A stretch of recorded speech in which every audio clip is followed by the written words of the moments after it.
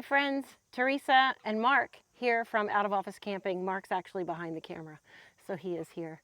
I wanted to give another update on my Xterra. I've had it for almost 2 years and I've been camping in it a lot. And as you know, when you camp in something, you find there's things that you want to change, things you like, things you don't like. And luckily, a lot of the things that I've wanted to change, we've been able to do.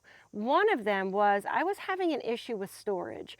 As you know, I sleep in my Xterra, so my bed is in here, and I don't take up a lot of space, but apparently I take up enough space that I needed more space. So initially, I was literally just throwing everything in the back of the truck, and that became very unsightly. It was a little complicated when we would get to camp. Everything's just like a big mess. So then I started carrying a large tote, which does work, and it worked well, but it became an issue for me because it took up a lot more space than I think I wanted it to. And then when I took it out, there was the issue of, well, if it rains, it's going to get wet. One time I had slugs crawling all over it. It was not cool. So I went to Mark, which is what I normally do, and I said, Mark, I have a challenge, can you help me? And I explained what my challenge was. Well, Mark got to work, and he has a graphic arts background, and so he started sketching. And he sketched out the coolest storage solution, and literally within minutes, days, hours of me saying, yeah, that's kind of what I was thinking, he built a mock-up out of styrofoam, and we looked at it and we were like, this could really work. It was nice because we were able to test fit if my things would fit, because that's the other thing, I wanted everything to fit. And we actually discovered that not only did everything fit, but we were able to lower it by a few inches. So that was really cool. So what we're going to do is you're going to see a video of Mark's process to make this wonderful, I call it a boot. He laughs at me, but that's what I call it, my boot. And if you hang around till the end, I'm going to show you some things that I've done in addition to the build that have really made it really fit what I do when we camp, and made it just more usable for me. And also you'll get to see everything that's inside, which is amazing. So I hope you enjoy the video, and I'll see you in a few minutes.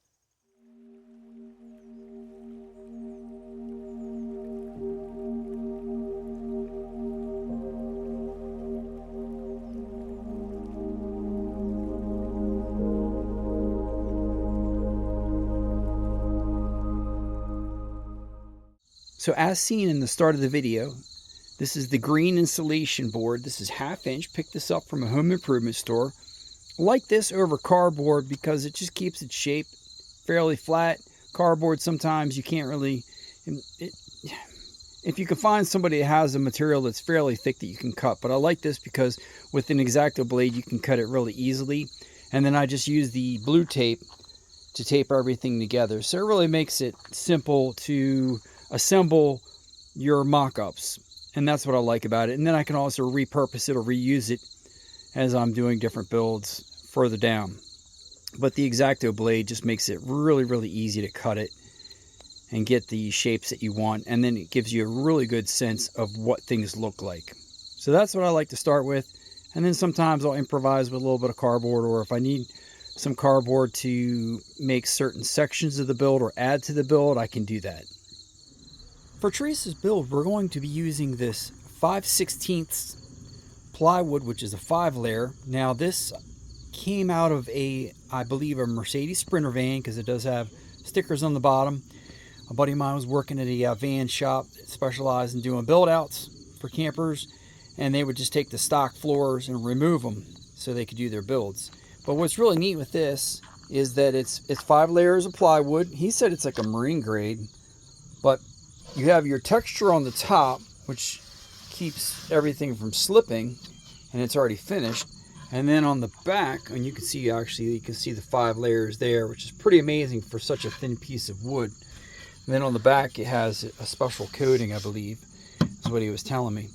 But this is what we'll be working with. And if you have maybe a shop in your area that does Mercedes and they do builds, you might want to just check in and ask them, like, hey, do you have any of the floors that you don't need or want to sell? and pick some of this stuff up because it's really nice. And just so you can see the thickness here,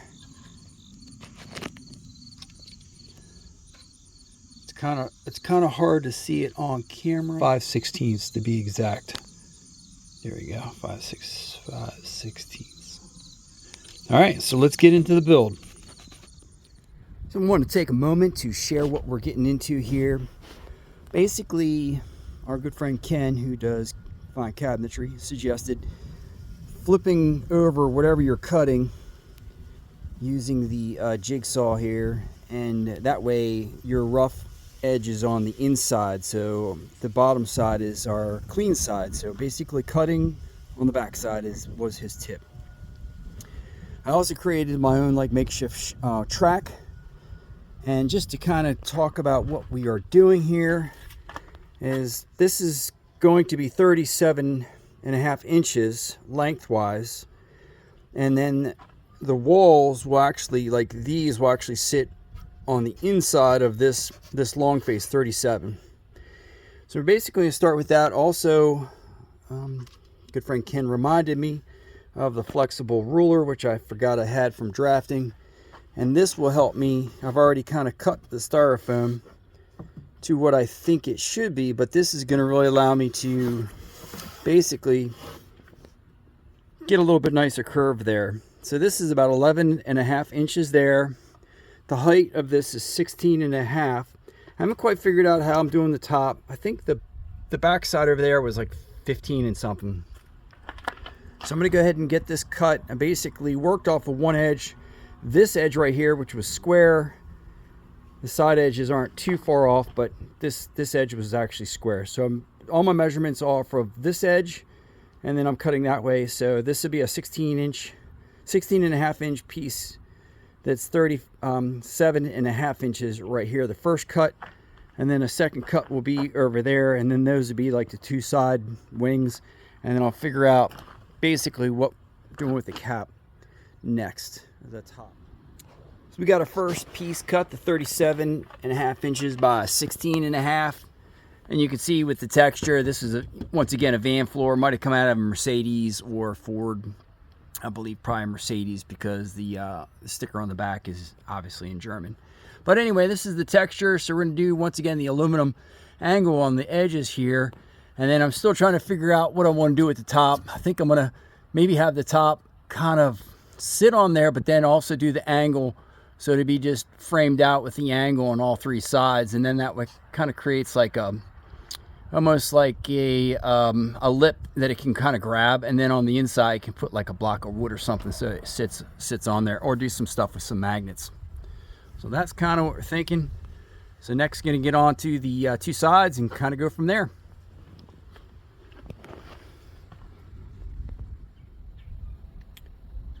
So we got the second panel cut. Basically shooting for 11.5 inches from the top. So 11.5 right here, and then I just used a flexible ruler to get that shape down there. And there's a little bit like right at this corner here, use the orbital sander to kind of get that adjusted, but all in all, really happy with the fit with that. And going to start with the last panel, which is 16 back there. And once again, like I said, the angle, this angle edge would sit on the inside, but also have, this is 1 inch, and then I'll have 1.5 inches, which would be on the on the outside edge. So I just clean that up, and then I'll basically, my thoughts are, put the angle here, so you have the 1.5 inches here, inch on the inside. Use the 3M tape for that, the butyl tape, and then I'll basically just like do like rivets. So it just kind of gives it like a cool finished look, and it also really kind of gives it the structural and makes everything more or less 90. So you can do everything with wood, but it just kind of finishes it out. It just gives it a little bit more dimension. So next up, I'm basically taking the 1.5 inch angle and I'm putting the 3M tape on it. What I'm going to do is basically just get that tucked in on the long piece, and then I'll be able to take and put my other piece. Now what I've done, I didn't want to put tape on this one, but I've just taken a pencil and basically drawn a line down this edge here, and then I'll go back and just make sure my tape so this back one that has the tape on it will get set. But before I do that, I'll put the tape on this one. I'll cut it, make sure it's exactly where it needs to be for the next board. What I mean is I don't want, if I have tape sitting on this surface right where my finger is pointing, and I go to push it against there, if the tape is on there, it's going to keep it pushed out. So basically, set that on there, put the tape on this side, and I've already, like I said, drawn a line. And then I'm going to take the razor blade and make sure it's nice and it's cut right against that edge, so that way it doesn't stick out at all.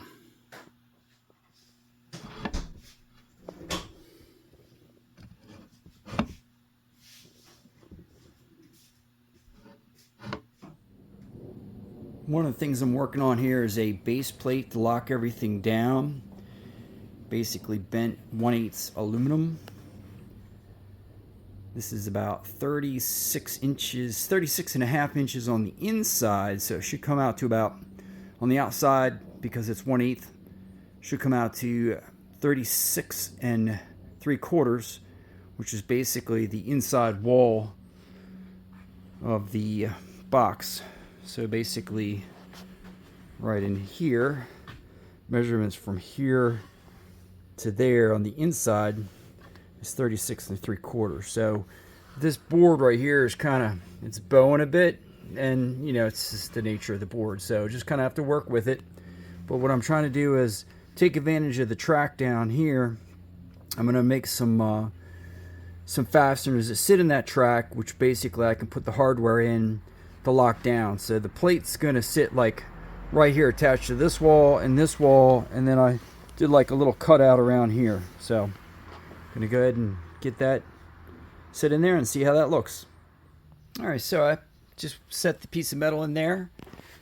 Plan is to just take some hardware, some screws, and just attach it from the outside of the wall there, and then to this, and then basically this comes down, but then I can get the track, which is right here, which you saw, and then I did my cutout right there.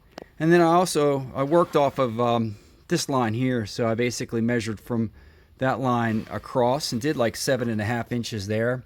So basically 7.5 for the bottom plate. This is actually a 4-foot piece of metal, which I bent up the sides. So once again, basically the inside measurement was 36.5, which allowed the wings to kind of come up, and then outside measurements come out to 36 3/4, which once again matches this mark from here. So basically whatever your mark is from, you know, there to there, when you're building, you just want to try to match the inside with that. So that's just kind of what I was doing. So, well, making good progress, but we lost electricity here at a farm. So I got the USB lights. These are really cool. They don't pull a lot. Just got them plugged to a little Milwaukee with a USB slide on there. You can do that with pretty much any battery. And that lasts about 6 or 7 hours. So that's a 5 amp. So definitely get like 6. Like I said, you just figure how many amps. That's about how many hours it'll run. But getting everything in here. Can't really see, but let me go ahead and, there we go. So you got it all in there. Basically got the hardware in right here. That's all bolted down. And then also did the side braces in there, which those will get riveted to this here. So that'll get riveted over to there. So I do like 3 rivets down this face here. Once again, sorry, you know, we don't have electricity right now. And then this bottom plate, gotta start working on that. Get the track hardware figured out and make those a while. So that's what I'm gonna do next. Now, one thing I like to do before I set everything is do test samples. So basically what I've done is I've created a sample board with my 2 metal edges put together and sandwiching with the tape. And the reason for that is that I want to basically do the rivet test to make sure it's going to work out with the length that I have. And also, one thing that you can always do too is, like, I always forget with the rivet sizes, which drill bit's the right drill bit. So drill a pre-test hole, which I'll do on this panel right here, and then I'll slide this in to make sure that it fits nicely, and I know which drill bit to use in order to drill all the holes for the panels. Just a little tip there. So in the last little video clip I just mentioned about the sizes. So for example, this is a 3/4 inch or 5/32 by 3/4 inch. So the panel itself, the across there is 1/2 inch. And this comes in pretty tight, but I think it's going to work out just fine. But your drill bit would actually match. So the 5/32, that's the drill bit that I'm actually using in order to drill the hole. But once again, if you're not sure, just do a test drill somewhere, and then, you know, put the rivet in and make sure everything's fitting just right. That's just a little trick to do, just to make sure you're not going to make any mistakes.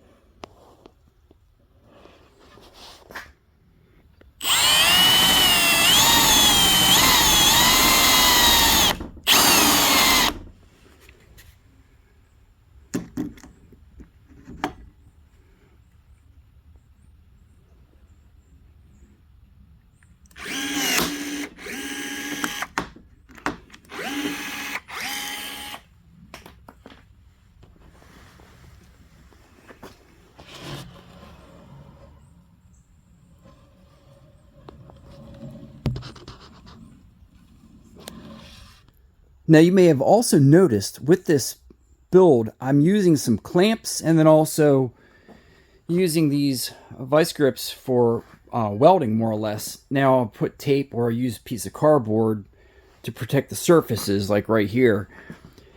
What this does is it allows me to take and make sure that this is nice and tight, because the only thing holding these pieces together on both sides is just the 3M tape.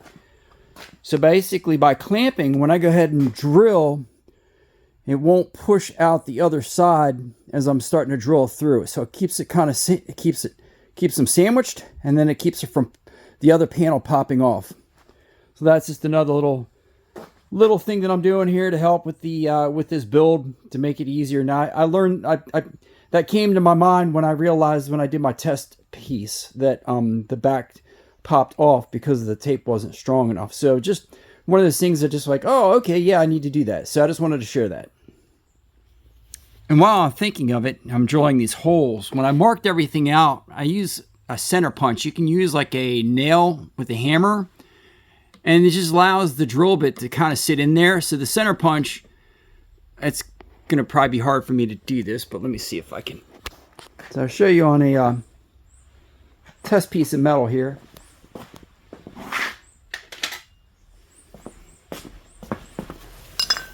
So the way the center punch works is, say you have your mark, you just kind of come in and just push down, and then that leaves a little mark. So then when you come back to do your drilling, it basically sits right in that little mark and doesn't like jump out.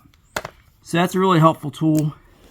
Center punch, they make them in different like pressures and sizes. I'll make sure I put some of the links for the different items that I use. Before you know it, you can have all kinds of tools, but you know, just look around with what you have. Once again, a hammer and just a nail will do the job. All right, let's get back to it, get the last rivet in. The other tool I enjoy using quite a bit is this swag table with the portaband saw, and it's nice because it's like basically like a stand-up saw, so I can cut the metal and get everything really precise. And what I'm working on is basically cutting my corners, my edges, so I have a nice 45 on each end, and that's what I'm doing right here. Have everything set and then clamped. So I'm going to go ahead and get this cut and see how it all works out. It should be 37 3/4 inch on the outside with this box that I'm doing.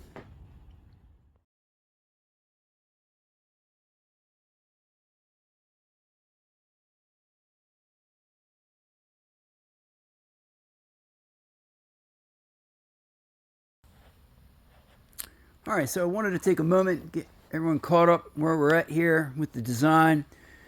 Got all the edges done. It came out really, really nice.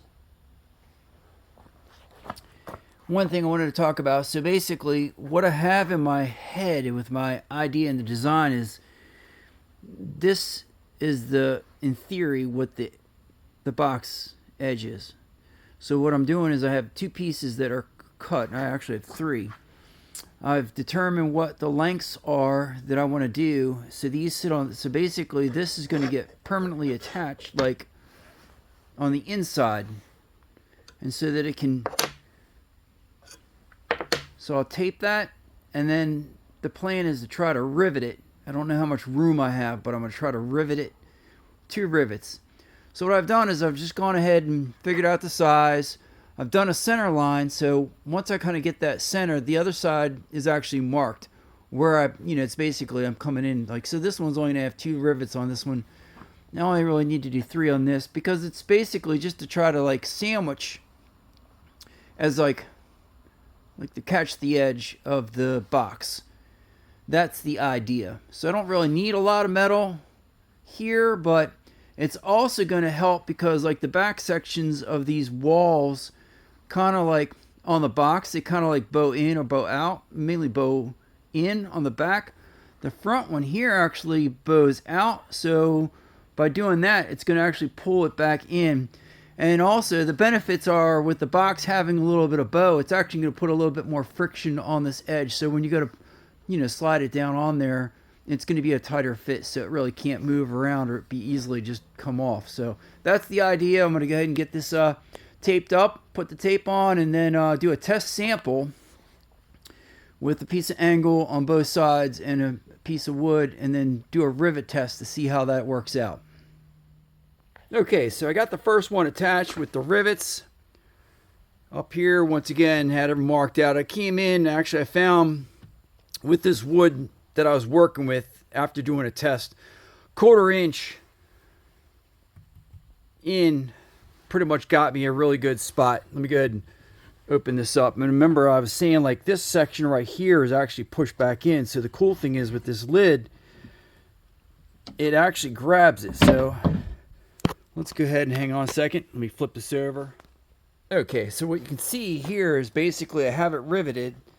And with that 1/4, it was good. I have the double-sided tape on there, and I use those little pieces of wood as you saw to kind of get everything lined up. And then it just sandwiches like, sandwiches this right here, right along that edge. And the nice thing is like this is actually pushed in here, so when it slides on, it actually pulls it back out, which is great. So everything's working out. The other thing I did was I just rounded off these corners a little bit so that in case Teresa's grabbing this and pulling it out and touching it, she doesn't get none of these surfaces like could cause any harm to her cutter. So that was something I was pretty just had in the back of my head. So I'm going to go ahead and get the rest of the other ones done and see how it all works out.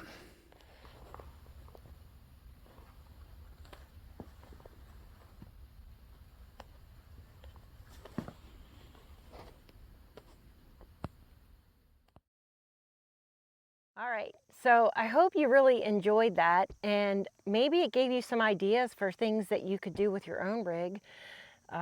Mark has said he's not for hire, so don't even ask. But, hey, the right amount of money, you just never know. Just kidding. Anyway, one of the things that we added, actually the only thing we added to the outside besides all my cute stickers and things, because I am a girl, was these are actually molly panels that are for a sun visor. So when you flip your sun visor down, you can attach these. Well, Mark saw them and he was like, Teresa, you're not gonna believe this. This is the perfect solution. So what we did was we drilled, we riveted, we attached. Now I have this beautiful molly panel that I can hook. I have Blue Ridge Overland gear. Shout out to them, they're amazing. Bags. I can attach my bag. This is like my little tool bag. It has all kinds of little things in it, scissors, twisties, all kinds of things. I have a thermometer. I have the remote to I have fairy lights. Don't laugh, but they're really cool. Fairy lights. I have my flashlight. I have a carabiner attached to the MOLLE. This is where I hook my keys. I'm really funny about, I want my keys close to me, but not in plain view.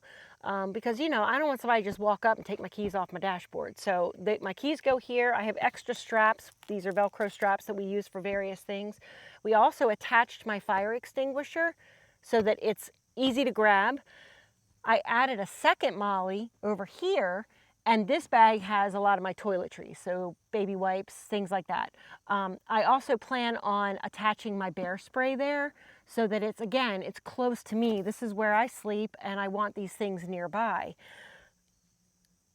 Also, this thing is so strong that I can set up on top of it my monitor, because I like to watch movies. I have a Devos light that I sit here that lights the whole inside of the truck, which is awesome.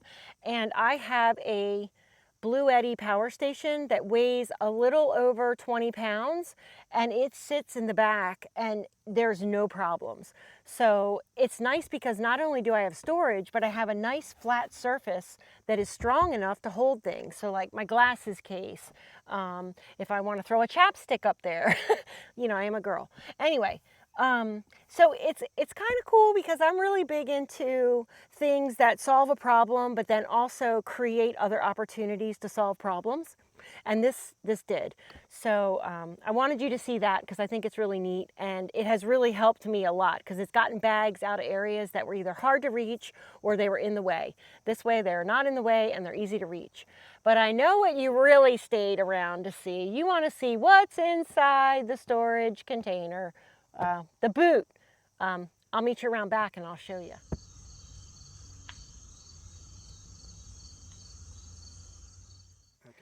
All right, here we are at the back. It's super easy to take off. I just lift and then I just sit it to the side like this. This is just always what I've done. Okay, so here we go. I'm going to start unpacking. All my reflectics. This is a blanket that goes across the back window. It's like a curtain. This is my toilet. I didn't want to throw that. We have a power cord because, you know, I have a power station now that runs a Keurig. 2 carpets. Camp chair. Everybody needs a camp chair. This stool, since I did my upgrade on my suspension, I can't get in my truck without it. That's what I use that for. I have a couple of SeaSuckers. They all have different jobs, but I have 3 of them in here. 3 SeaSuckers. A Devos light stand. A power cord, because you never know when you're going to need that. Devos light to go on the stand. Another stool. I actually use this as a table. But if you have friends come to camp and they don't have a chair, they can sit on it too. Of course, if you have your friends sit on your stool, you got to give them a cushion. These are my green elephant poles. When I put my awning out, I like to use them to kind of prop it up a little extra. My Devos table. If you don't have one of these, oh man, you're missing out. Mark will link it because he links everything. My sprayer. No, this doesn't take up much space. And this is it, my bear spray, which actually, Mark brought up a good point earlier for me. These MOLLEs are actually Velcro. So I'm thinking I could somehow, but the other thing that's cool with this is they also have the loops. So you can either Velcro or you can loop. I'm going to actually attach my bear spray so it's here. Instead of me having to dig for it. You never want to dig for your bear spray. That's it. So you can look in there and see. But I mean, really, this is like a yard sale. All of this stuff would have just been sitting in the back of my truck. So anyway, thanks for stopping by. I have a mess to clean up, but it's okay. I'll organize it. It'll all go back in because, well, you saw it all come out. So I hope you enjoyed the video, and I look forward to seeing you in the next one.